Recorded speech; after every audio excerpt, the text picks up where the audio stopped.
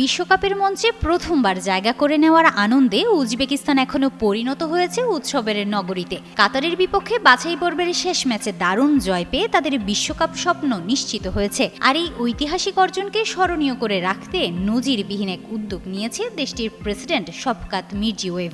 এ আনন্দে জাতীয় দলের খেলোয়াড় ও কোচিং স্টাফদের হাতে তুলে দিয়েছেন 40টি নতুন গাড়ি।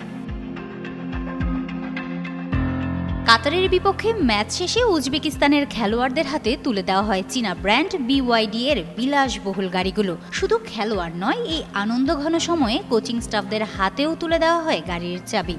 বিশ্বকাপের মূল পর্বে প্রথমবার খেলার যোগ্যতা অর্জন করা যে কোনো দেশের জন্যই গর্বের ব্যাপার। তবে এশিয়ার মতো ফুটবলে প্রতিদ্বন্দ্বিতাপূর্ণ অঞ্চলে, যেখানে ইরান, জাপান, দক্ষিণ কোরিয়া ও সৌদি আরবের মতো পরাশক্তির দল রয়েছে, সেখানে উজবেকদের বিশ্বকাপে জায়গা করে নেওয়া সত্যিই অনন্য। নিজেদের গ্রুপে দ্বিতীয় স্থান নিয়ে উজবেকিস্তান নিশ্চিত করেছে বিশ্বকাপের টিকিট, যেখানে ইরানও একই গ্রুপে থেকে চূড়ান্ত পর্বে উঠেছে।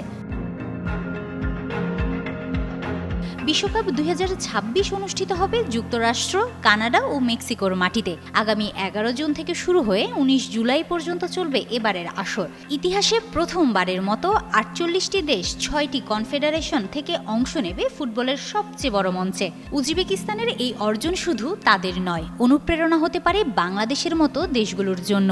সঠিক পরিকল্পনা, বিনিয়োগ ও রাষ্ট্রীয় পৃষ্ঠপোষকতা থাকলে বাংলাদেশও হয়তো পৌঁছে যেতে পারে বিশ্বমঞ্চে। আর ক্রীড়াবিদদের প্রতি সম্মান ও স্বীকৃতি দিতে উজবেকিস্তানের এই উদাহরণ হতে পারে এক নতুন দিগন্তের সূচনা।